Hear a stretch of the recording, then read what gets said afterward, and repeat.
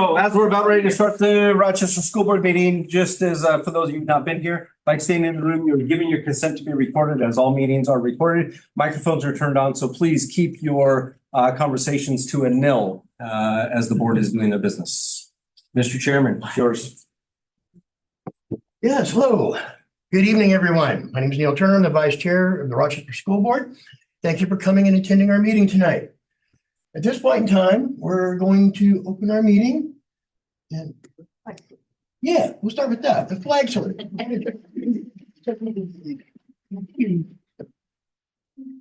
Pledge Allegiance to the flag of the United States of America, and to the republic which stands one nation under God, indivisible, with liberty and justice for all. Right.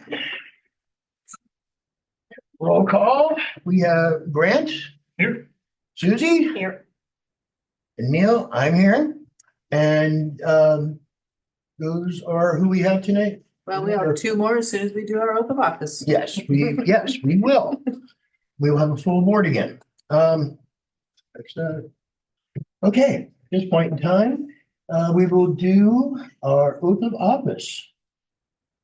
And then we need to record it. No, you're good. Just we'll do the oath of office for Heather Harris. Thank you. Yes. That's all we need. Oath of office, Heather Harris. All right, so Ms. Harris, come on up. All right, Heather or Miss Heather Harris is our new board member for this is for district number 5, correct? All right. So Heather, will you please repeat after me? Right in. I, Heather Harris. I, Heather Harris, Do solemnly swear do solemnly swear that I will support the Constitution of the United States that I will support the Constitution of the United States and the Constitution and laws of the state of Washington, and the Constitution and laws of the state of Washington, and that I will faithfully and impartially perform and that I will faithfully and impartially perform and discharge the duties of the office and discharge the duties of the office of School Board Director, District Number 5, Rochester School District Number 401.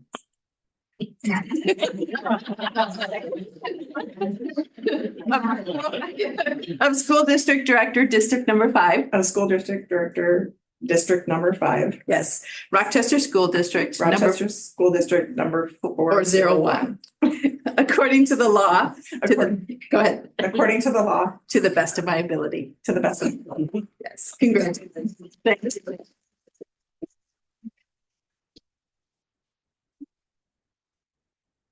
Right. The next school board director will be Francisco Villanueva. All right. I didn't memorize it yet. Right hand. I, Francisco Villanueva, do solemnly swear I, Francisco Villanueva, solemnly swear that I will support the Constitution of the United States that I will support the Constitution of the United States and the Constitution and laws of the state of Washington, and the Constitution and laws of the state of Washington, and that I will faithfully and impartially perform and that I will faithfully and impartially perform and discharge the duties of the office and discharge the duties of the office of School Board Director, District Number 1. of District, School Board the School Director Board Director, District Number 1 of Rochester School District Number 401, of Rochester School District Number 401, according to the law, to the best of my ability. according to the law and to the best of my abilities. Congratulations.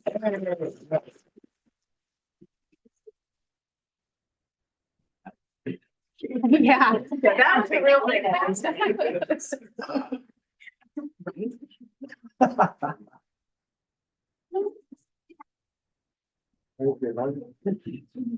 Should we have sign in yet? Yeah, same, just- Andrea.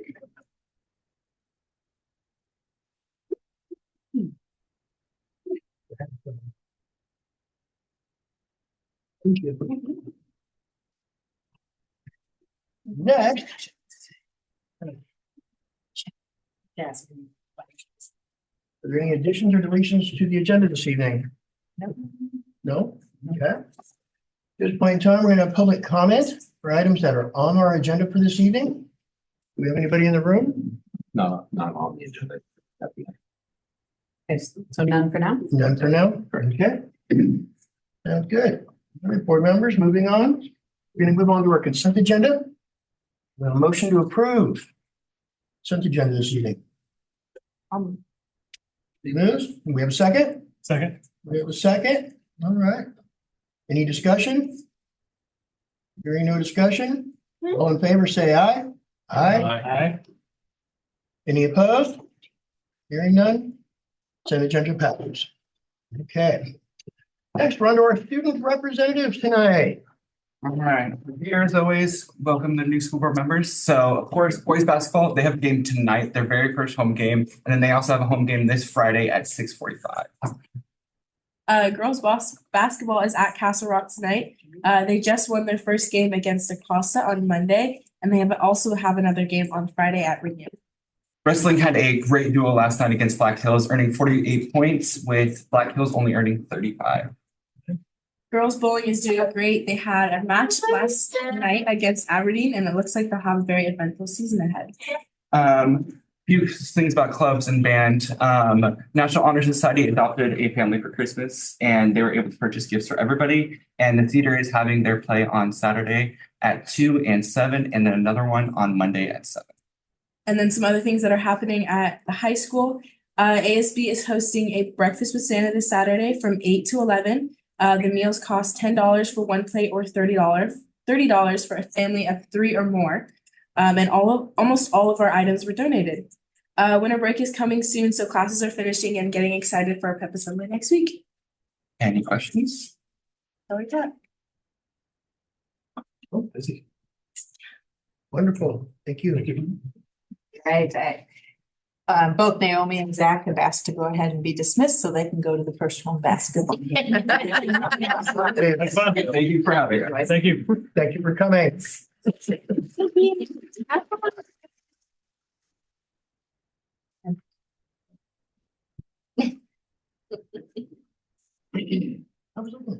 Next on our agenda tonight will be our principal reports. First up, we have Mr. Theonis from the high school and Miss Lincoln from the high school. Good evening. My name is Kevin Theonis. I'm principal at Rochester High School. It's my third year in Rochester, and it's been an amazing experience. And good evening, I'm Kelsey Lincoln. This is my 5th year in the district, my first year at Rochester High School, where I'm the assistant principal.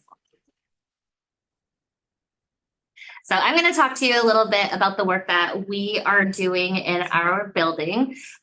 Tier 1 behavior expectations. Sure, we have behaviors that would fall in the tier 2 or tier 3, but in order to really navigate those, we have to have clear expectations in our tier 1 behavior. So things that Rochester High School has been doing has created warrior pride. And the P is positive, R is respectful, I is integrity, and D is determined, and E is engaged.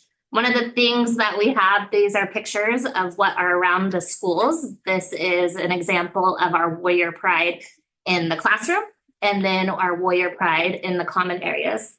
Another thing that happens each day, P goes with Monday, R with Tuesday, I with Wednesday, D with Thursday, and E with Friday.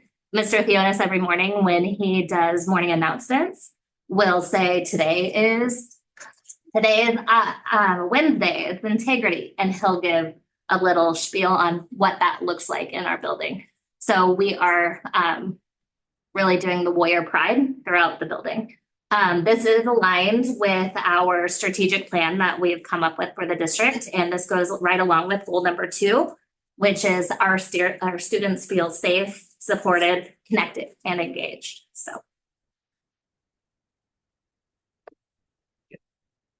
It's okay. Thank you. Appreciate it. Along with those warrior pride, we do still have challenges that we're focusing on and working with. And one of our biggest one is our bathrooms. We don't have many bathrooms at the high school, but we are really supervising them as much as we can. We have hired a safety EA who is walking the halls at the bathrooms to just, eliminate some of the behaviors. Mr. Theonis and I, we are near the bathrooms and just, use the bathroom, do your business, wash your hands, get back to class. So we're not just loitering right there at the bathrooms. That's one of our business. Another one is just respect towards peers and staff. And it's not just a Rochester isolated, but we are doing what we can for our Rochester community and students. And so focusing on the respect towards peers and staff is one of our big focuses. Mr. Theonis, in just a moment, will go over the connection that is to our SIP goal number 3 and how that has been a focus this year. Again, this is aligned to goal number 2 of our strategic plan. With those challenges come celebrations, though. We are sending, and when I say we, I mean all of our staff. We are writing notes to our students who are showing the warrior pride in some way. So every student throughout the year is going to be getting a note from a teacher or a staff member, just recognizing what they're doing in the building. We also have our student of the month recognition. If you come into the building, you'll see a TV up there. Students are getting a certificate, but it's also displaying throughout the day so that it's a constant, even for our visitors who come in, that they can see the celebration that we're doing of students. Another thing that's coming soon is we're going to be recognizing our students with great attendance, and they will be in different tiers. We have one of our life skills students and one of our EAs that is leading that project. Another thing to celebrate is Stu Cade. He comes in and he is working with our staff and our student body and helping us build a culture where students are taking initiative on correcting behaviors that they are seeing that is not okay for Rochester High School. I put big elephants up there because one of the analogies he uses is that we need to be big elephants to teach the little elephants on the correct behaviors that we want to see. When it's not okay, we need to stand up and say, hey, knock it off. There's only 45 of us staff members and 600 of them, so we're needing that student body to help as well. January 30th, he is coming back to help with our student body and staff, so you are more than welcome to come and join that day and see the work that we're doing. Okay, SIP goals. So since I've arrived, we've been focused, our goal number 1 has been a steady focus, which is increasing literacy, and we've kind of lasered it in this year, increasing student performance on the ELA Smarter Balance Assessment from 58% to 70% of students meeting or exceeding standard. And what we're doing is we went and looked at the data and we identified these 4 targets as areas of weakness that most of our kids are struggling with. And so all of our professional development when we're doing literacy is focused in one of these areas of trying to help our students grow and give them the skills and practice to be able to be better prepared and perform on that assessment to truly reflect the learning and knowledge that they've grown over the year. Number 2 is a subgroup, and so we're focusing on our multilingual students and increase their performance on the Smarter Balance Assessment from 0% to 25%. So last year we didn't have any multilingual students pass the test, which is frustrating for us. We have higher expectations, and I know they want to demonstrate competency, and so that's an important goal for us. And so the area we looked at when we dug into the data that particularly our multilingual students are struggling with our targets D, F, G, I, and N. And so inside of our math department, when they're meeting their PLCs and working on lessons, particularly in algebra and geometry, they are using those targets to kind of hammer home and make sure that the beauty of working focused on multilingual students is we get all of our students. And so it helps everybody. And that's the power of it. And then goal number 3 comes from our student voice survey we took last spring. 60% of our kids, almost 70% of our kids feel that they don't treat each other well. And almost a similar number that the students see that students don't treat staff well.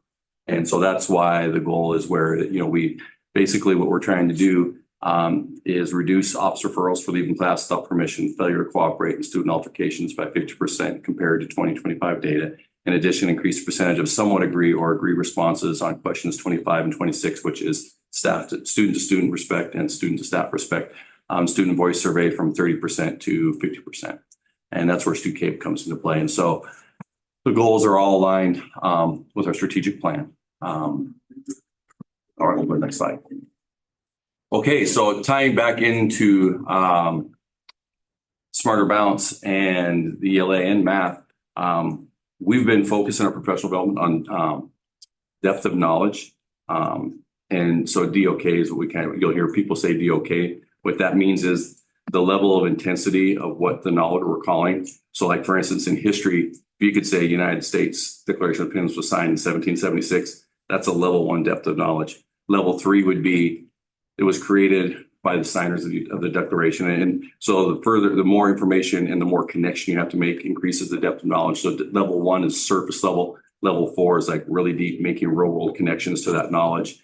And so you encounter that on the SBA. What we did, our last training with staff is we've been talking about depth of knowledge. So we went in and actually sat down and did some SBA ELA questions. And I was like, whoa, because I'm 58 years old and it took everything I had to answer a couple of the questions. So I'm like, how does a kid who's 15 or 16 years old? And so that the reality of what that test, it's not just recalling the facts, it's taking the knowledge you've got, being able to look at what's going on, and then you have to make connections and you have to be able to write that out and give it to them, the assessors, so that they can see the line of thinking and how you're going, where you're going, and how you pull all that information together. So depth of knowledge is huge. And so our staff has really enjoyed that. And it was kind of eye-opening. And you can see when you go in our classrooms, a lot of our teachers have started incorporating those strategies and how they build their instruction and their instruction and assessment to reflect those. And so that's our celebration. Questions? Going to do the assessments again this year, the tests. The SBAs, we do them every year for our 10th graders. You have internal measures or mechanisms along the way to kind of see if you feel like you're on target to meet those? Yes, we, the middle school uses iReady, but we weren't getting the data we wanted from there. And so we switched to using the SBA data called interims. And we use all those specific targets. Those interims we're using in the fall, and we're getting ready when we come back after Christmas to do a mid-year check, and then we'll do another check in April. So as we head into the SBAs, we should have a good feel for where our students should be performing. And so, yeah, we're using the SBA interims for math and ELA.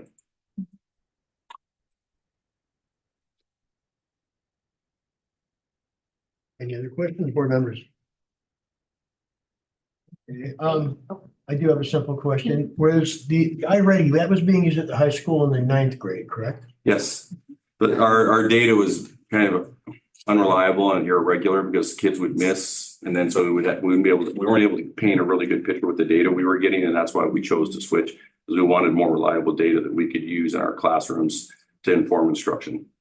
And that's being used across all grades at the high school? Primarily 9th and 10th grade, but it's popping up in junior and senior level classes because they found that it's really good stuff, so they're using it.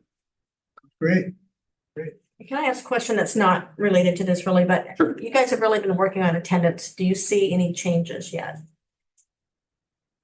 Anecdotally, yes. I was gonna say, and we were just actually looking at that today, and how you can look at attendance is, yes, our goal is to have every student at 90% or more. And that will fluctuate. They take turns on who wants to be absent one day, and they take turns, right? But we are over 80% every day of our students at school. So That is an increase from before. that's an increase if you're looking at it as a whole. As a whole, But yes. it's those kids that are missing the 10% Okay. or more that. Thank you, Ms. Sarah. Any other questions?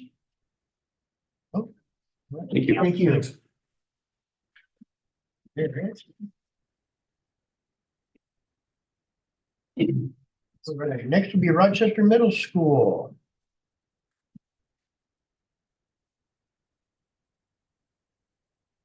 Jeremy Baird, I'm the principal at Rochester Middle School. This is my esteemed colleague. I'm Paige Hoggersmith. I'm the assistant principal. This is both our first year here, so And you're doing great. doing the best. So this year I focused on, again, our tier 1 behavior reboot, and kind of just taking what was there and rebranding it. And so in August, we met with some of our teachers and we rebranded our behavior management and kind of what that looked like. We focused on our school-wide common behavior expectations to reduce confusion from place to place. So one of my goals was to really align, like, as the students move through the school, what do those expectations look like? Where can we make sure that there's commonality? Where can we make sure that they know kind of what to expect in every space of the school? We redesigned and reframed them from negatively stated rules, so like don't do that, to positively things like when we're in the hallway, we walk safely and things like that. And they're all active stated expectations that the kids know they can engage in. And then we did an alignment of voice level expectations across all of our schools. And I worked with GMES to vertically align our expectations so our sixth graders had an easier transition into the middle school, because transitioning to middle school is hard enough without changing all the rules. Paige, can you explain tier 1? Yes, so tier 1 is something that should benefit every student that we have. It is designed to support everyone equally and make sure that everyone kind of knows what the baseline expectations are.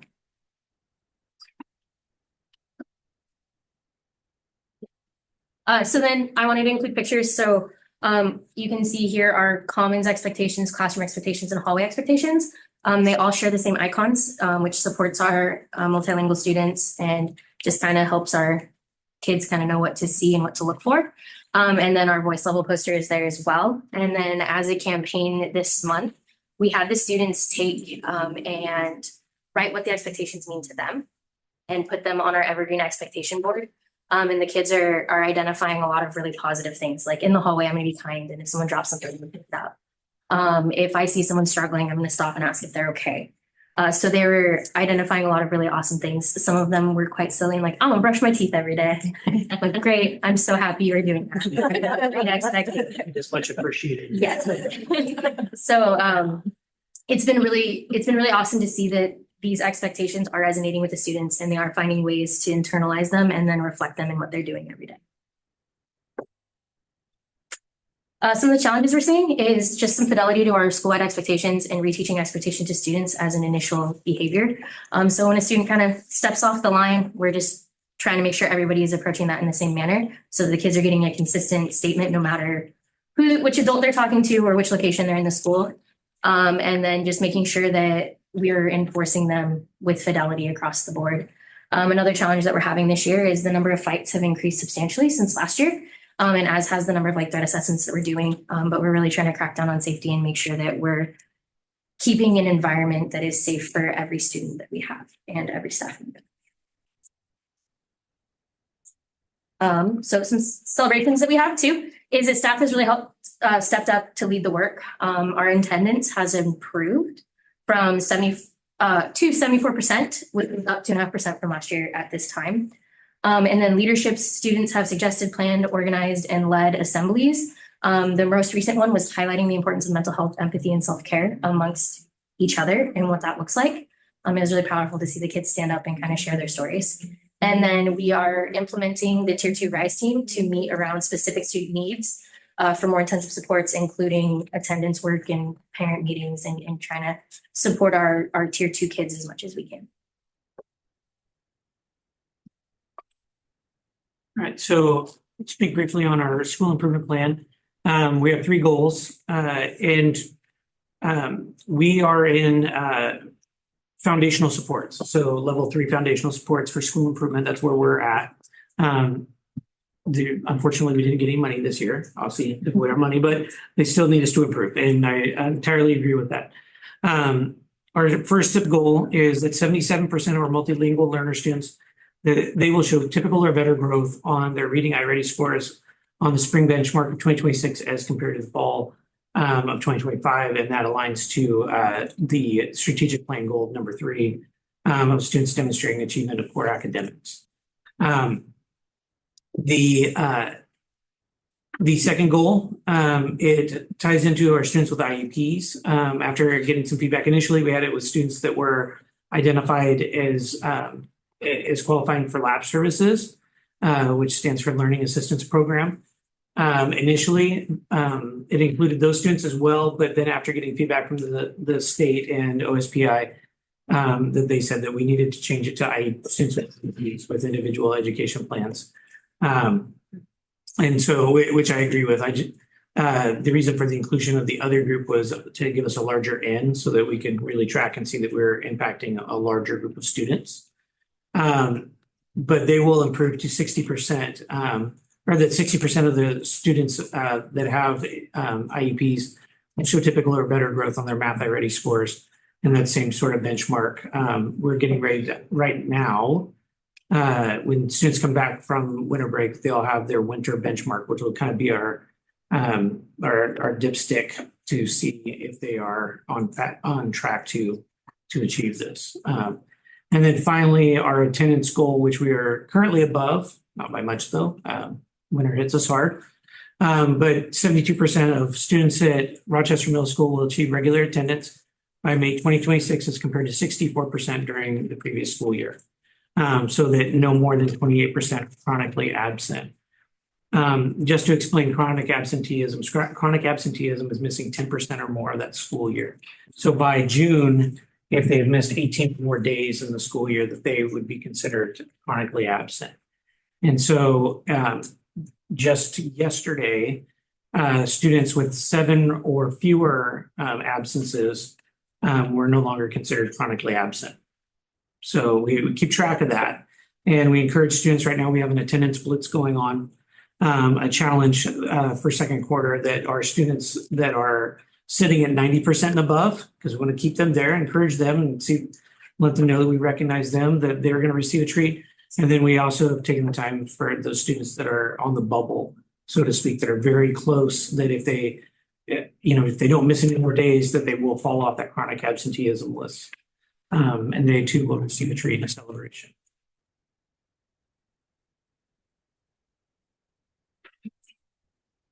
So kind of what we've been doing, our big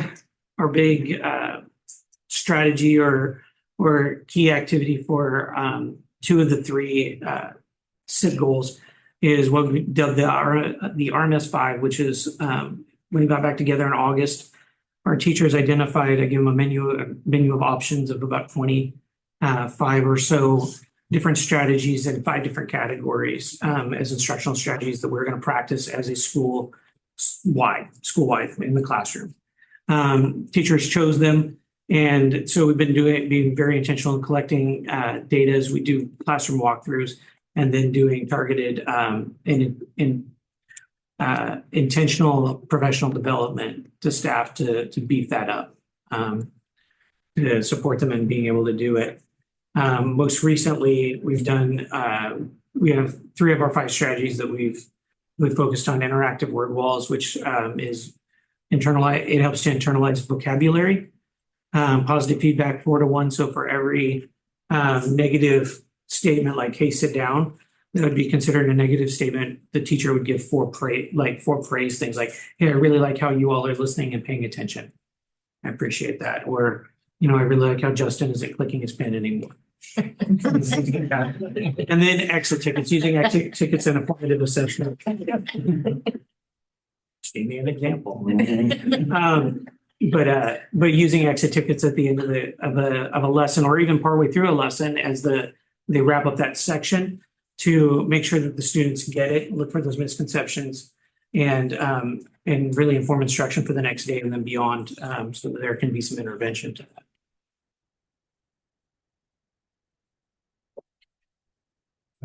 What questions do you have? Questions, board members? You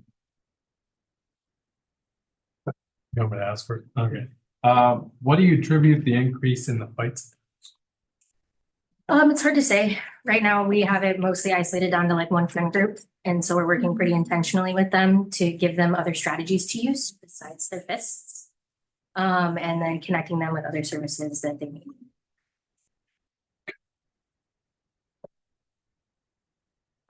So along the same lines, you feel like you have tools to help address those, escalate where needed. Yeah, they're not bad kids. They're just making some bad choices right now. So helping them to make sure that they know that they're supported and they're welcome at school and they belong.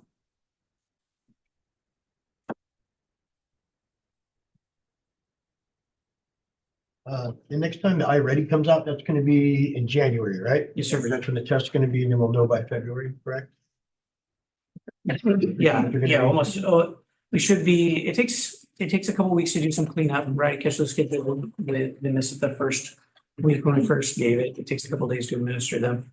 But then, yeah, probably by the beginning of February, we should have the results back and see where we're at, see how on track we are. Really appreciated the iReady testing because that brings a lot of information to the board for us to absorb and look at and to kind of see how things are progressing and what things we really need to improve upon.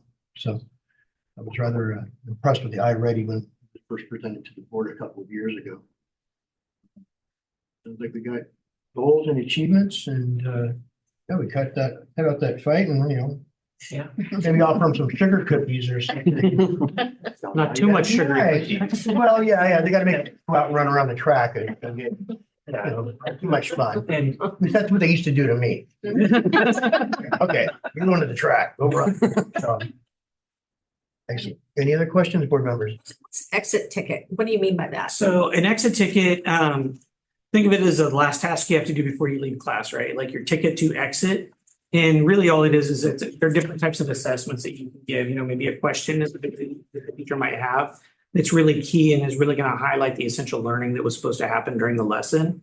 It could be something as simple as like a single math problem in a math class, or it could be asking to describe a phenomenon that they learned about in science or something like that, or using some key vocabulary in a sentence if that was the focus of the lesson. So it's really just, you got to turn this in before you leave, before you can walk It's out like the a door. tool then, Yes, it is. basically, a verbal tool. maybe. Yeah, or written. Yeah, Or most of the written. time they're written because it's a handed to me as you go. Oh, out it the is, door. okay. Yeah.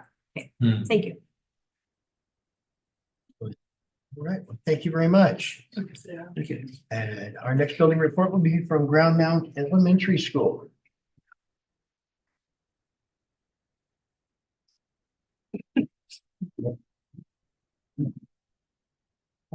Great. Good evening, board members. Thank you for being here. My name is Madison Newman, and I'm the Administrative Dean of Green Mound Elementary. Dan Aragon, principal, we're here. Alrighty, so we're going to start off with our foundations team. So we've been talking a lot about Tier 1 behavior, and the name of that team that is in charge of Tier 1 behavior at Grand Mound is our foundations team. And we have been talking a lot about Tier 1. Tier 1 is for everybody, but realistically, when we look at data, Tier 1 behavior practices are going to be effective for 95% of our kids about 95% of the time. So these are the things that we do for all of our kids, and they are going to meet the major majority of our kids' needs. So what does our foundations team do? We examine data from our cumulative discipline referrals, and we also look at our student survey that we took in October. Foundations team work to help get our student store up and running with a lot of help from our Boosters Club.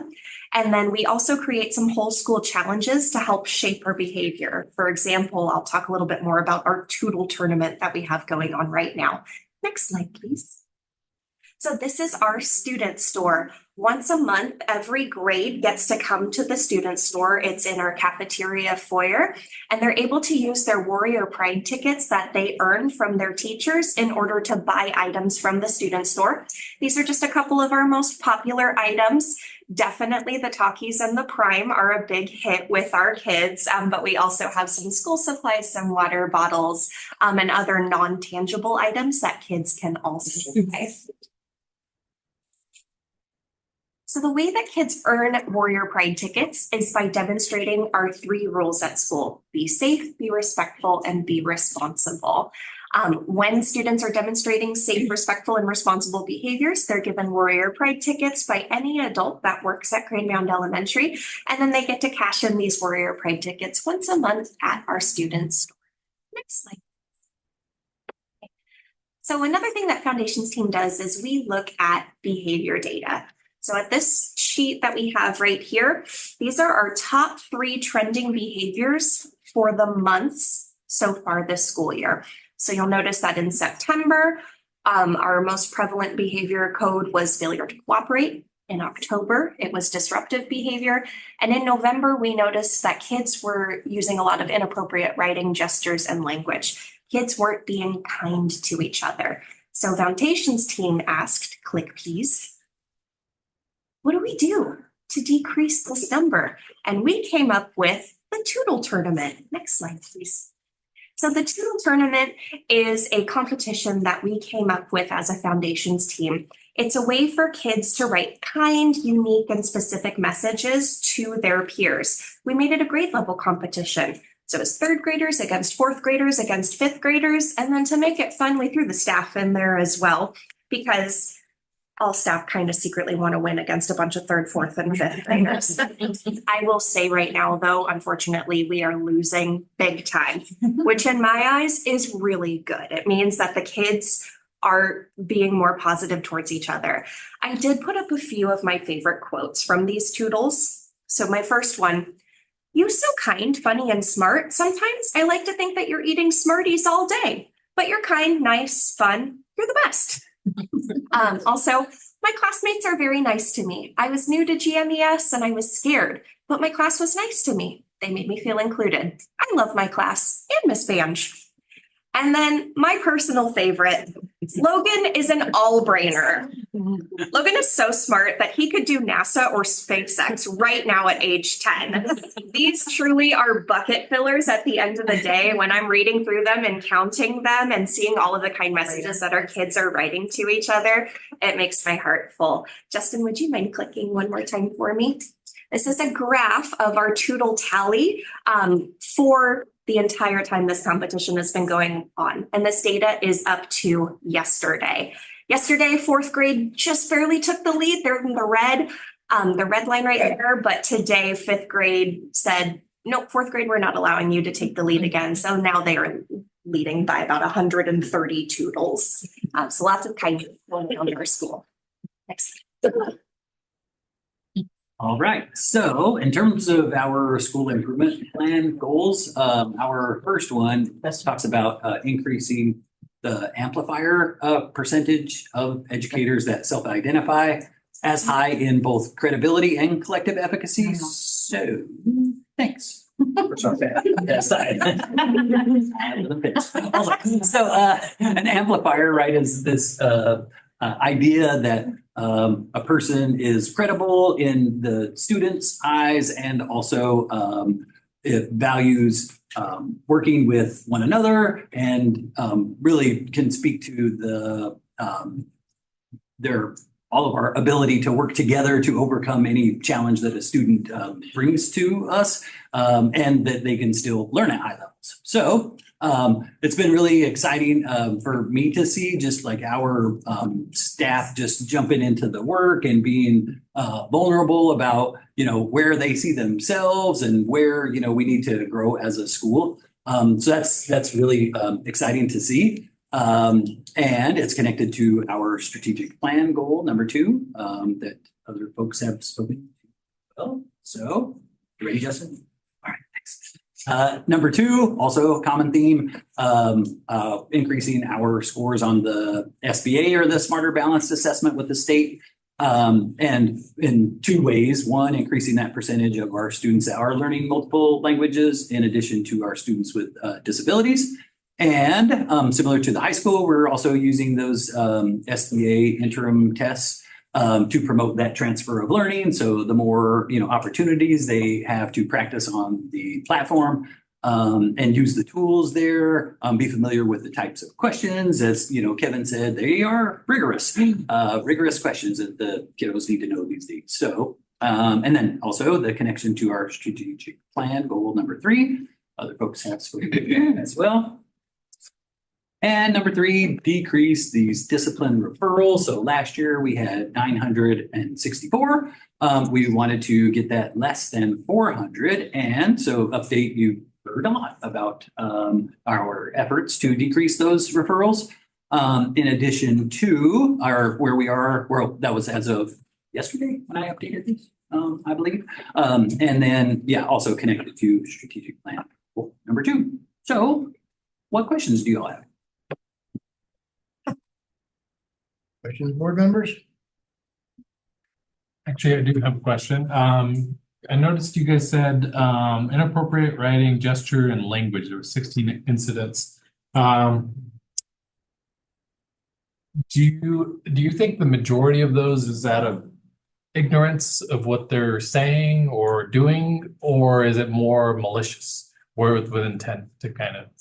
That's a really good question, especially at third, fourth, and fifth grade. Yeah. I think there's a couple items at play here. First off, I think there is a little bit of, I heard someone say this, I don't know what it means, so I'm gonna try saying it right now and see what reaction I get. Oh, that wasn't a good reaction. But then I also think that where the kids are hearing it from is not only their peers at school or within the community, but it's also a lot of where they're learning their languages from online gaming platforms, such as Roblox or other online platforms that the kids are playing on. Sounds like a lot coming from third parties or somebody else, and then they're just saying it without knowing actually what they're saying, the intent of what they're saying. Okay. That's why we're really intentional about the conversations that we have with kids once they do get a discipline referral for some inappropriate writing, gestures, and language. It's not a gotcha moment, it's a learning opportunity for them. We teach them why what they said was so hurtful and what they can do in the future in order to not use that kind of language again.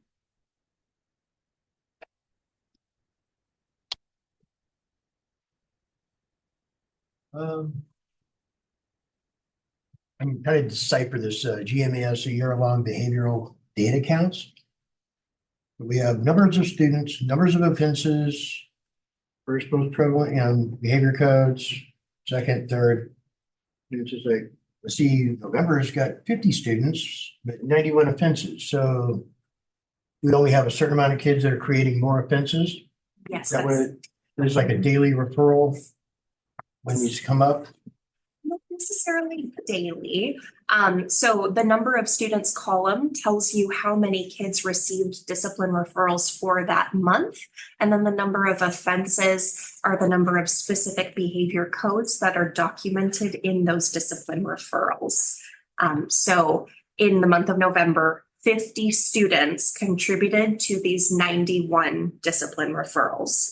And, you know, like on average, it's a little less than 2 referrals a month for those 50 kids. Of course, the dispersal is a little different, not as clean as 2 a month for those kids. And the children fully know well what is expected of behavioral issues. Absolutely. That was intentionally taught to all of our kids and continues to be intentionally taught to all of our kids every day by their teachers, by EAs on the playground, by Dan and I. We're really working on making sure they know the expectation and then what happens when they don't meet the expectation. Okay. Then next, on the total tally December chart, Yes, sir. why is the staff so low? You know, Round numbers. And I'm like, really down here, but the kids are kicking by. I'm like, some feedback I received from a teacher. Some feedback I received from some teachers was, well, Miss Newman, we're too busy doing our jobs. We don't have time to write toodles. And I was like, it's okay. We intentionally rigged this competition so that the adults lose and the kids win. So. Love it, love it. Awesome. Well, I have no more questions. Board members? Thank you guys very much. Really appreciate all the information. Thank you. All right. Next, we will have Rochester Primary School. Nice work.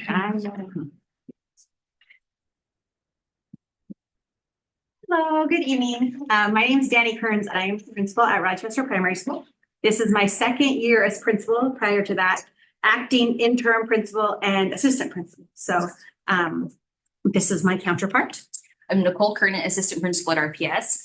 This is my 11th year in the district, my second year as assistant principal at RPS. And prior to that year, I was the acting and interim assistant principal at RPS. And then prior to that, I was at the middle school as a teacher for a special education teacher. Okay, so you've heard a little bit about our foundations teams, and those teams are our building-wide behavior teams. And so those are made up of teachers of different grade levels, specialist subjects like PE or music, or other ones, of course, educational assistants, our school counselor, our administrators, and our BCA of the district when she's able to attend. And you'll see at the top there, a Warrior Way, like Warrior Way. If you go around the primary school, respectful, responsible, safe. Those are guiding kind of anchors for everything that we do in our building. All of our expectations building wide are around the Warrior Way. And so you'll see also on the right-hand side there, you'll see some of our visuals that go along with those. Those represent our essential behavior standards, which goes into our work that we're currently in. And so our students just completed a student voice survey, which is really fun to get to like have students realize that their voices, even when they're like 5 years old, are really important and that we really care about what they have to say.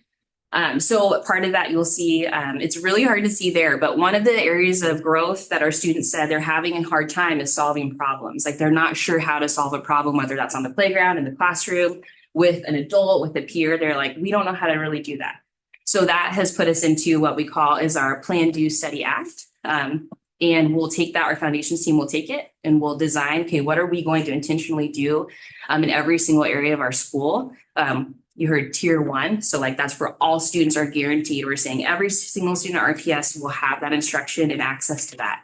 And so that'll look at ways of like, how are we going to explicitly teach and review how to solve problems? How are we going to reinforce it? How will we continue to review it? And then we'll ask our students again how they're feeling about it and go from there, which is really fun. It's my favorite part, student voice. So that's what currently our focus is on. We actually meet this Friday to design that, and that'll be implemented for throughout the end of January. And then we'll kind of see where we're at with our students. And celebrations. So one thing that is a really big focus for us is celebrating our students who are doing the work and doing the things that that we ask them to do and that they continue to grow in that. And so one of our big celebrations, if you're on social media, is the glow party. Okay, or if you have a student at RPS, you've heard about it. It is quite the event. And I never knew I wanted to be a DJ, but now I do. And so our students, as part of the glow party, like to earn your admission to the glow party, a school-wide event, right? All students have the opportunity to go. They have to show the Warrior Way. And how we do that is we track their behaviors through our cumulative online system for behaviors. And they really know it's very clear. Like if you have 3, what we call our level 2 behaviors or more, don't earn admission. Or if you have any level 3 behaviors, which would be like your pretty extreme things that you could think of, you don't earn admission. So one of kind of our temperature checks as a building, 97% of our students earned admission to the glow party. And so we're like, the goal is 95%. So that tells us our students are responding to the things that we're teaching them as a whole grade level. And then it also tells us we have some students who need some help, and then we are designing ways to help them that meet their individual needs. And then another fun thing, literally today, I changed from my Minecraft sweatshirt. Yes. But we actually, every single month, we have a themed recess that all students have access to. And it's really just the goal is to have fun at school, to have something to look forward to, and come together as a community. The students voted Minecraft, and it was amazing. Yes. And so it was so fun. We partnered with our school booster club, and they purchased a lot of Minecraft building blocks for us, the little magnet ones, if you've ever seen them. But students voted on that in their voice. I think they felt really heard. They were so excited, and having them know that we're listening to what they say, and so important to us. So Yes, nice job. oh, I'm still up. Okay. The behavior challenges. So we do have some challenges. Yes. And some of the things that we're facing mostly right now, so we have a lot of structures for academics about how we talk about academics, how are we going to intervene on our students academically. And one thing that we're trialing with the guidance from the district office as well is figuring out what is that structure going to be to talk about student behaviors among like teachers to have that time, and like what's working in our classrooms and our systems, and what are some things that we can improve on, with the focus on using each other as those tools, because all of our staff have such amazing ideas and strategies they're using. And so having time for them to be able to do that in a way that is helpful for everybody.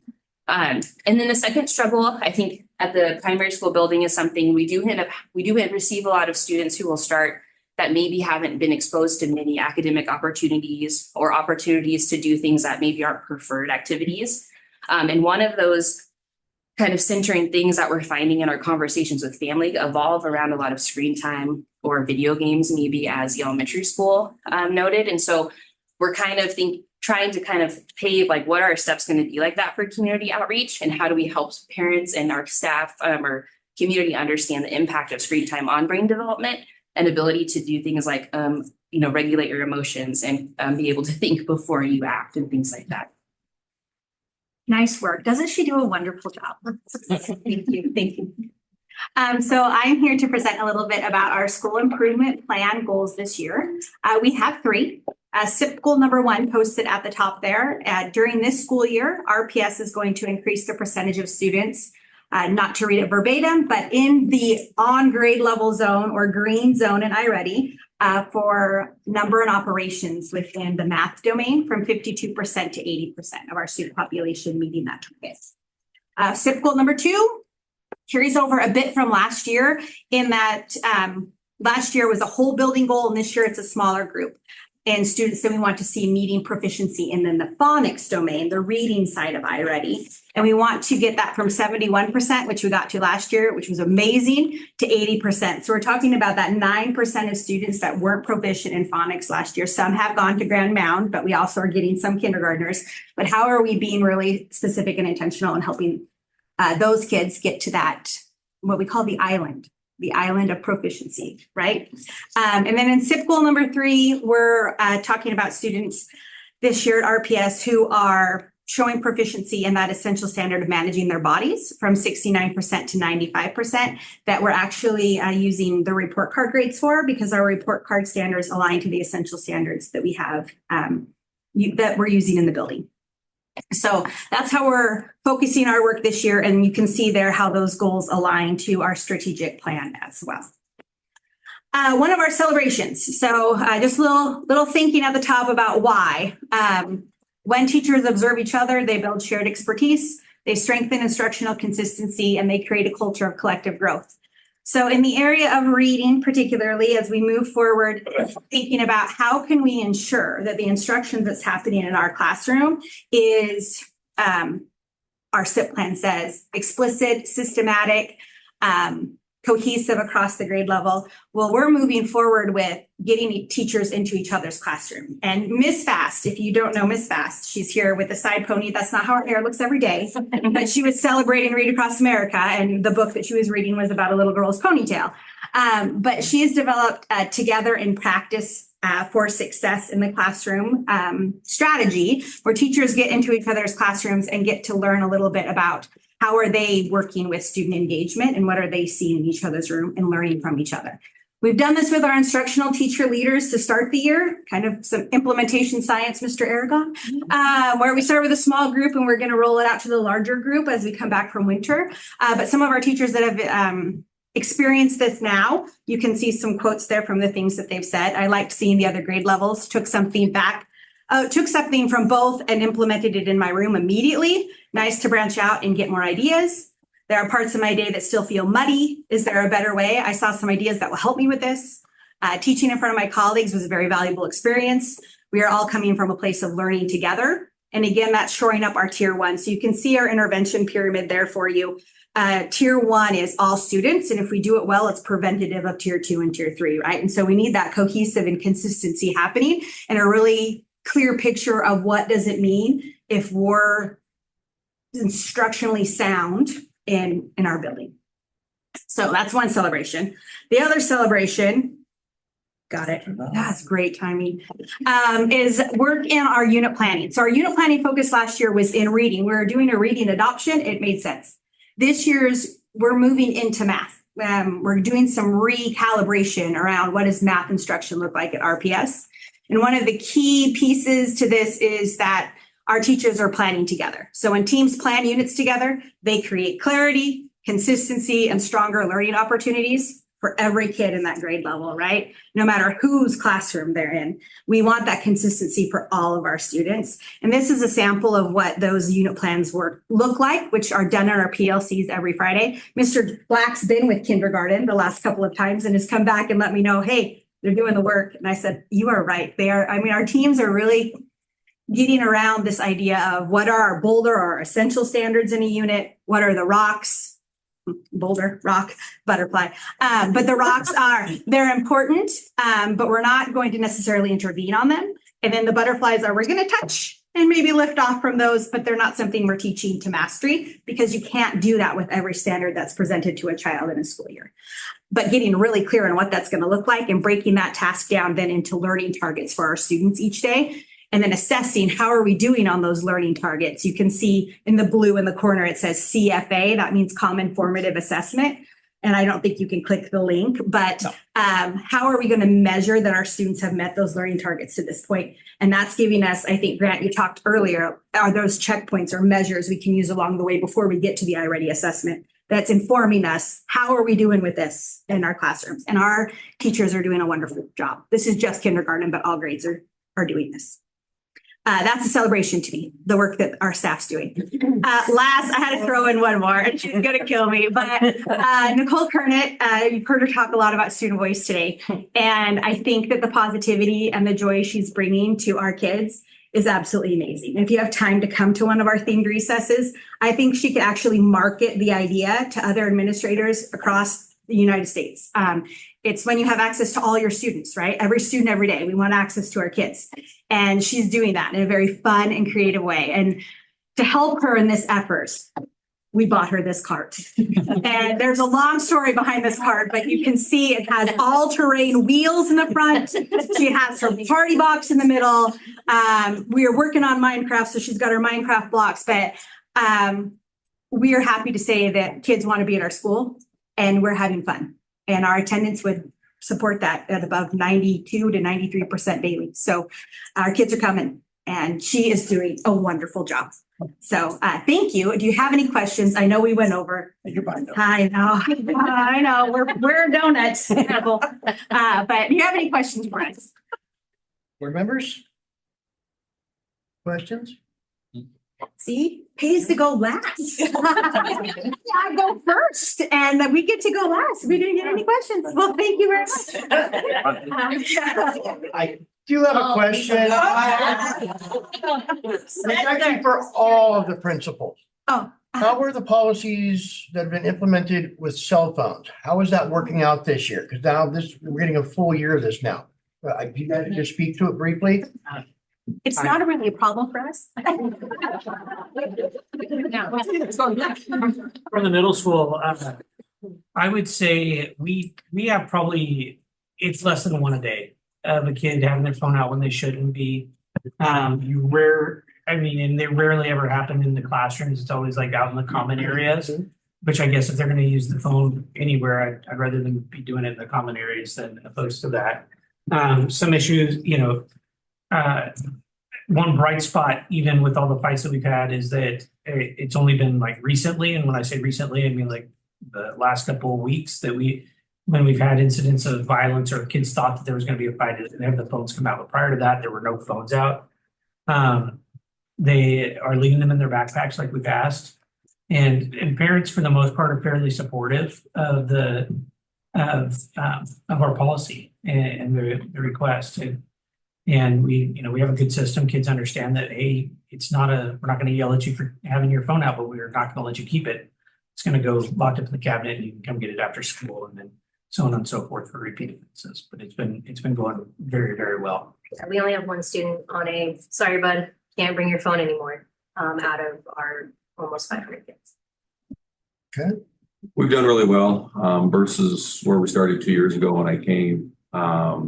Last year, we implemented a new policy where teachers weren't writing referrals. What they did, as soon as they saw technology, headphones or a phone, they just came to the office and we handled everything done on our end. When we first started, we were getting to eight to 10 phones a day or headphones. As the year progressed, it started to drop. This year, we might see 3 or 4 in a week, possibly now. What's different between what we do and what lower schools do is our job is prepare them to be able to go out in the world and function. And I felt it was a disservice to say you can't have your phone from 7:45 until 2:25.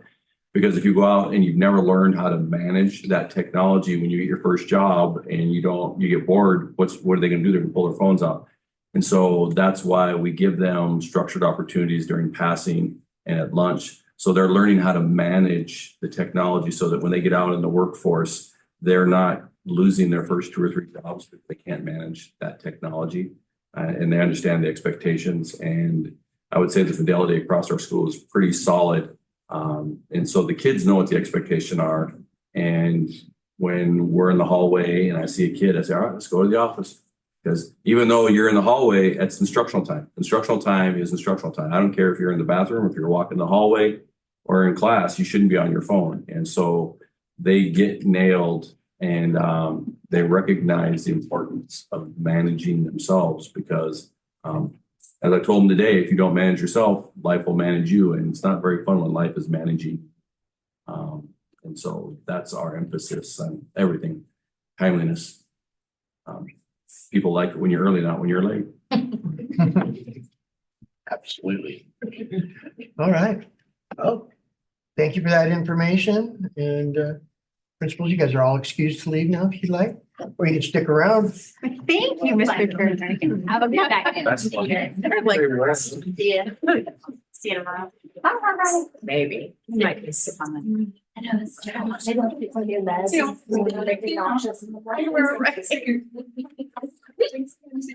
Bye, everybody. Bye, thank you. Yeah, thank you.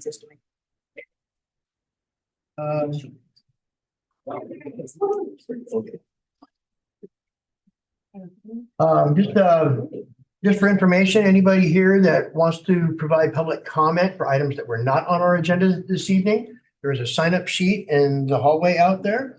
You need to sign up there if you would like to speak. Right? And next on our list is our business report. Hi, Jill. Hi. I will start out by saying that I'm not going to go over it in depth. It's a 300-page document, but the year-end financial statements are included in board docs for your review, and I'm available to answer any questions or you want to geek out, I'll talk to you about it. I'm pretty exciting. So our enrollment summary, our December count, stayed pretty steady, 2026. So we're still over budget. Running start, we have 58 participants and 23 are running start only. Heart stayed pretty even at 25.66 FTE, sped count 379, and we still have 12 students eligible to be counted for the dropout re-engagement programs.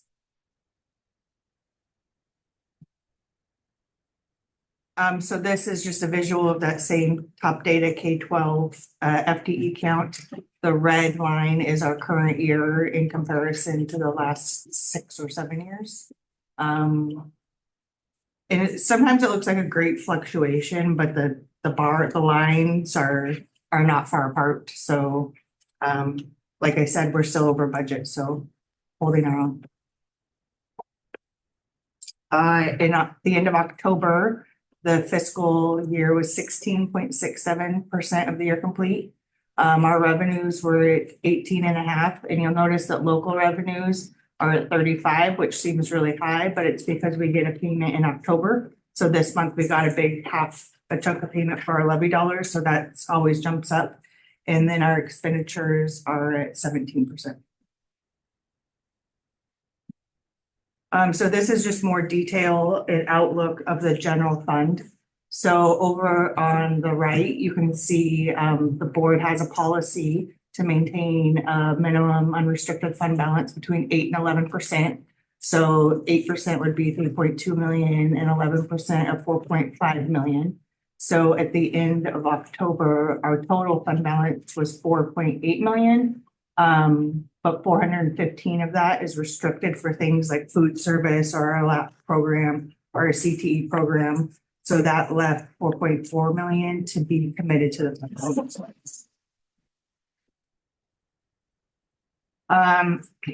And then here's a look at all 5 of our funds. So at the end of October, our general fund was at 4.8 million, capital projects at 3.8 million. Debt service at 841,000, our ASD at 660,000, and transportation vehicle at 259,000. And I will point out for a transportation vehicle that used to only be able to buy yellow buses. And the law has changed and we've received confirmation that we can actually buy passenger vans with that money. So we will be looking into that process. Any questions? Any questions, board members?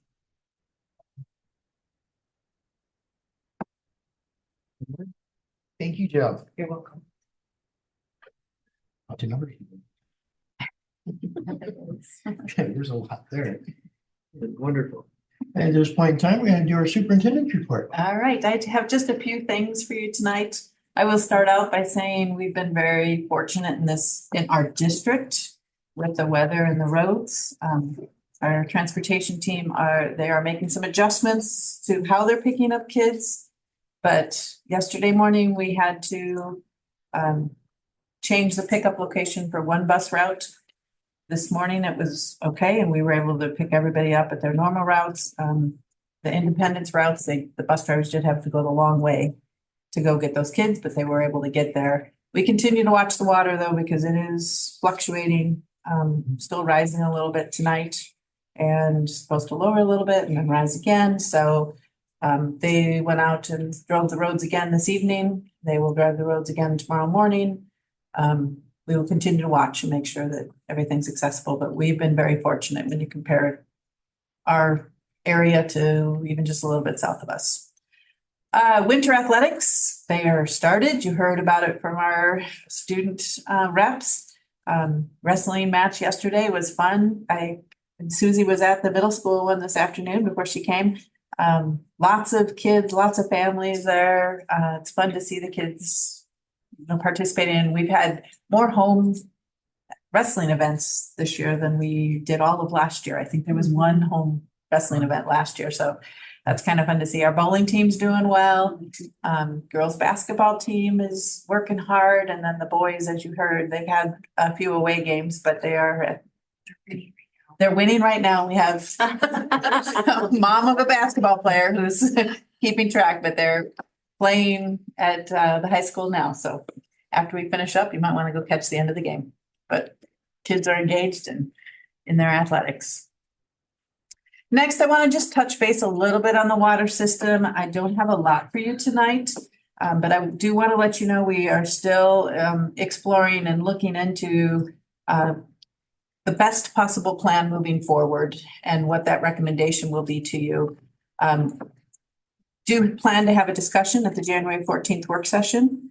So that's not a place where we would vote on anything, but I want you to be able to hear everything that we've learned and just be able to ask questions and, help us make a decision about how we're going to move forward. There were some initial financial and timeline considerations that have come to light that I really found interesting. First of all, you can see here on the left-hand column, we have projected completion, projected costs, and projected ongoing costs. Again, those are all projections, so please remember that something could change as we continue to do this work. The second column there, though, is our school district. If we were just to put in our own water system and continue to use the water from our well. And then the third column is connecting to Thurston County water, and that would be connecting to Grand Mound water and using their water. So you can see there the projected completion for the school district. We believe we could have a new water system, an updated water system by the summer of 27.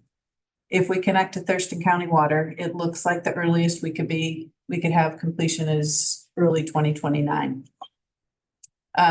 So that just expends that time of. We have a water system that I'm not sure how long it's going to last. And so that's one point that we're really going to have to consider is just the amount of time that it would take to connect to the Thurston County water. Projected costs are coming out to be very equal when you look at putting in the system. A little bit higher for Thurston County water, but pretty close in cost.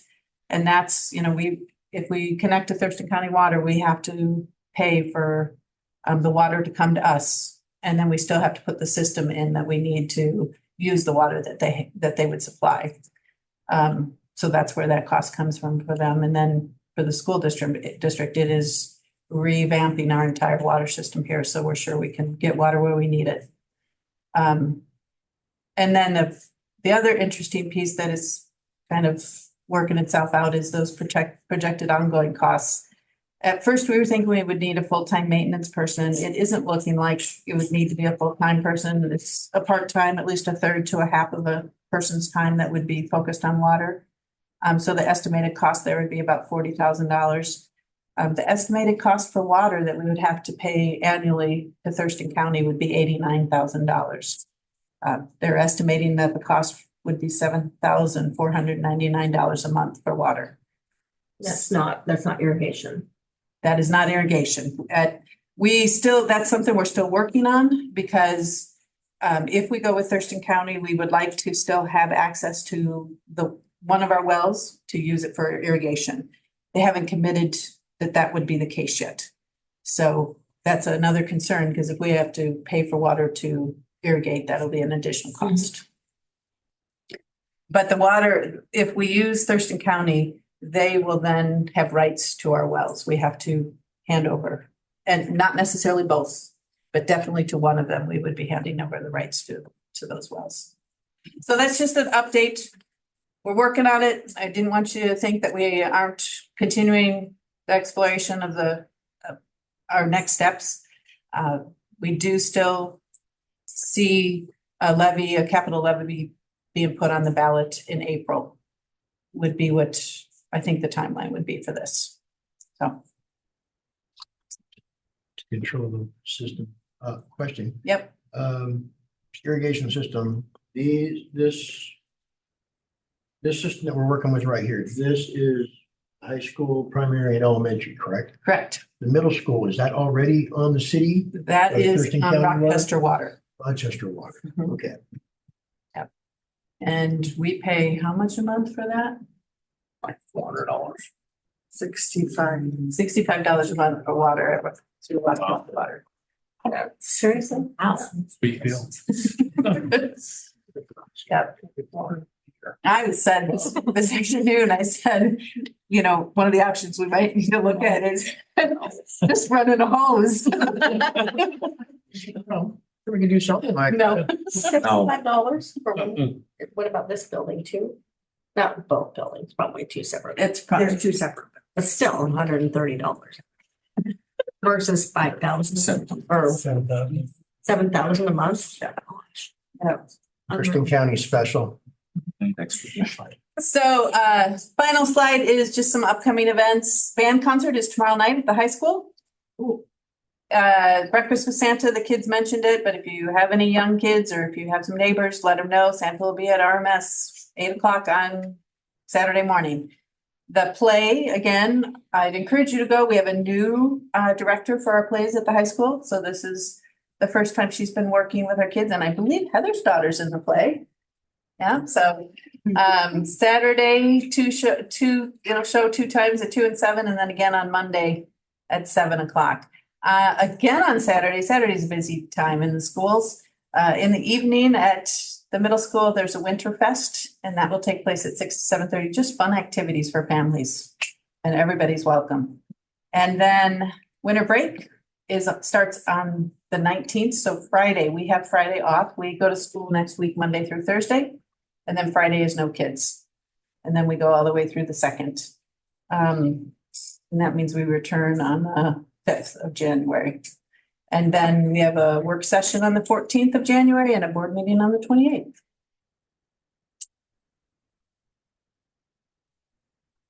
Any questions, board members? No? Maybe I'll discuss the water stuff a few minutes ago. So that's important, and then we definitely got to pay attention to.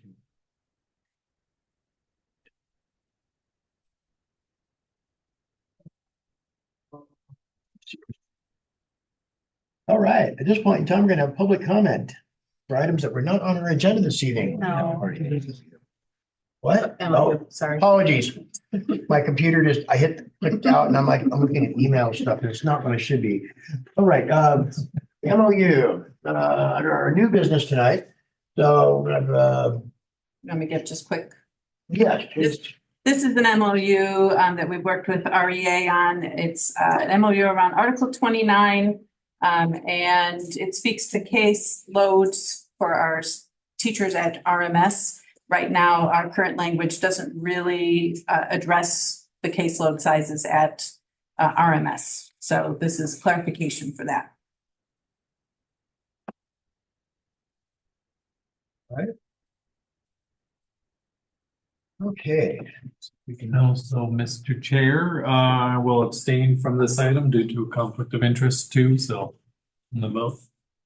Noted. Dr. Linnea is abstaining due to stated conflict of interest. Right. At this time, do I have a motion to approve? So moved. That motion, do we have a second? I'll second. Susie second. All right, any discussion? Hearing no discussion? All in favor, say aye. Aye. Aye. Any opposed? Hearing none, motion passes.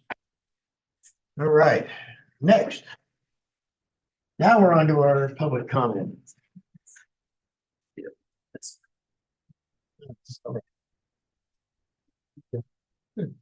The board recognizes the value of public comments and education issues, the importance of involving the members of our public at our meetings. The board president shall now call forward individuals who have signed up to speak. Please state your name and limit your comments to 3 minutes. The board will not respond during the meeting unless there is a need for clarification question as to most issues require the board to review all available information before making any decision. The board may request the superintendent or a designee to follow up with you about your concern. Right. We have Autumn McGuire. Do I have to come up there? Good. Yeah. Hello, I'm Autumn McGuire. I'm a mother and a youth coach in the community and Rochester alumni. Shout out to Mr. Black. I'm also the treasurer at Lady Warriors Basketball Academy, a small nonprofit out of Rochester that focuses on girls in the community, getting more access to basketball in hopes of creating a stronger girls high school basketball team. Since spring of 2024, we've held 34 free clinics to the Rochester girls, grades kindergarten to 6th grade. In these clinics, we provide skill nights, live games, equipment giveaways, and prizes each night. They are at no cost to anyone. It is a great way for girls to try out basketball in a low pressure environment with only girls playing. The goal is to make it accessible and fun for the girls in our community. For these clinics, from these clinics and local advertising, we create teams to take to Tumwater Rec Basketball League and Lewis County Rec Basketball League. In 2024, we started with 4 girls and grew to 6 over the summer while doing 3-on-3, and began the fall of 2024 with 2 5-on-5 teams and 20 girls participating, then 28 by the winter of 2025. By the winter of 2025, we are looking at about 50 girls from competitive tournaments to recreational that are able to participate this year. This is something that's not normal for Rochester girls basketball because there hasn't been something like this in our community. And it's not easy to do things like this, like gaining traction and participation at the beginning was a really rough road for the girls. Because it wasn't as accessible. And so then they fell in love with other sports like soccer and softball. And those are great sports, but some girls like basketball. So we wanted to make it a little bit easier to participate in a higher level of competition with basketball as well. This year, now that we have stayed consistent, we started getting a good turnout. We have about 22 to 25 girls from Rochester participating in our free clinics. And so I think that's pretty cool. Like, we started out with not a lot of girls showing up. So, but right now we're struggling because our oldest team, they are not all Rochester girls. They're struggling with the percentage. And I don't know, I feel like what we're struggling with the most is kind of the policy, being what it is, it's not really like the school board, I feel like they're trying to work with us, but the policy being what it is and them making, like, we make room for example, a Rochester Tenino sixth grade football team this year that was able to practice and do that. And we do it for the softball teams and the baseball teams that are Rochester, Oakville, Tenino, but it's kind of like we're struggling in that area. And I would like to know if there's like room to make a adjustment to a policy to make it easier for like Rochester to grow their program so they can do what they want to do too. And I guess that's what I'm concerned with is like that we're gonna put, I'm sorry, I'm going over it too. I'm concerned basically that like the policy is being so strict that like it's gonna move these girls to other schools or move an organization that has great intentions to a more lenient school district. Thank you. Your time is up at this time. The board, we will discuss amongst ourselves. A lot of girls, that's a lot of girls in a very short amount of time. I gotta say, I'm impressed. My daughter played in the rec leagues up in Tumwater District. So yeah, it's really good for our community and it gives these young ladies an opportunity. So thank you very much. And I appreciate your time this evening. Next on the list is Vicki Weiss.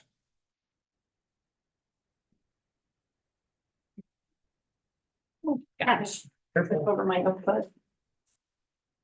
Hi there, I'm Vicki Weiss. I'm the president of Rochester Education Association and hoping to continue to be here at most of these meetings. I just wanted to say, I'm just going to read something short this time. You know, I typically go over, so don't feel bad. Nicely done, Autumn. I recently read an online post that really hit home, especially after having several conversations in the last few years about the out of control behaviors that teachers and educational support staff are forced to deal with nearly daily in the classroom. And it made me stop and think, and I hope it does the same for you. Super short. Dr. Brad Johnson posted this. Sorry. Class size does matter. Behavior matters even more. It's not that it's impossible to meet the needs of 30 engaged students in one room. The real issue is that almost every class has one or two students who don't want to be there and can derail learning for everyone else. Teachers can manage big classes.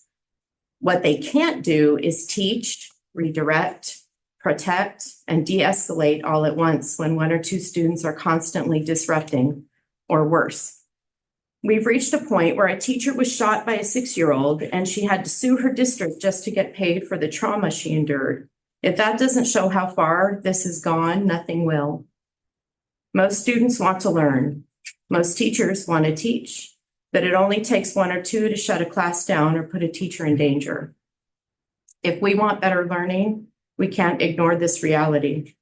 Class size matters, and so do the supports, boundaries, and alternatives for students who cannot function safely in a traditional classroom.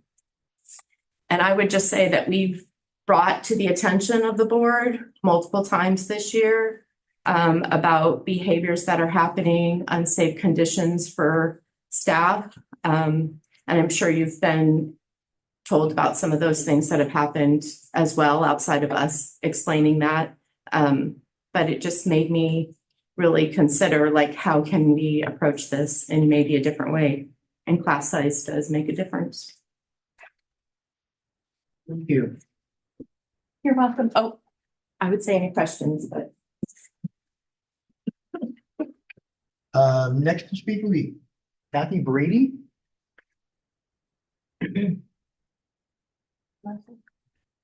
Brady?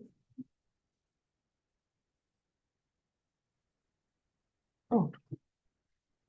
I'm a teacher at Grand Mound Elementary, 4th grade.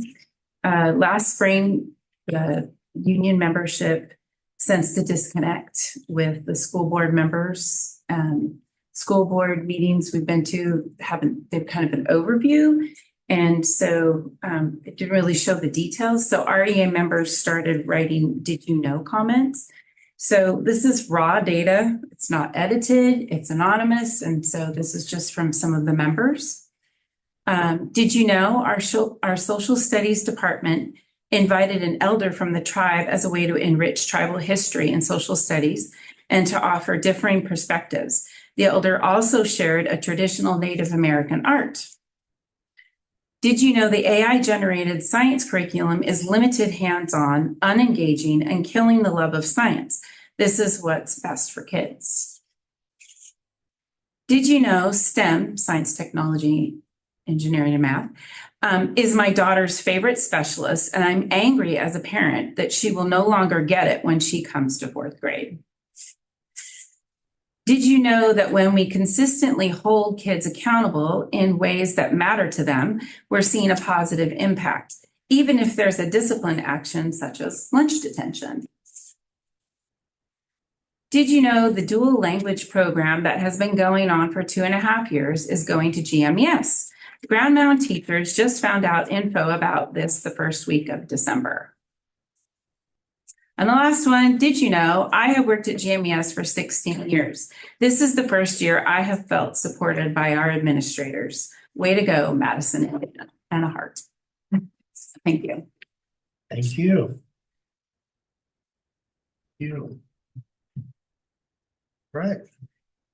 And with that, do you have anyone online? Oh. All right, folks, with that concludes our business meeting tonight for the Rochester School District. All right, meeting is closed. Thank you.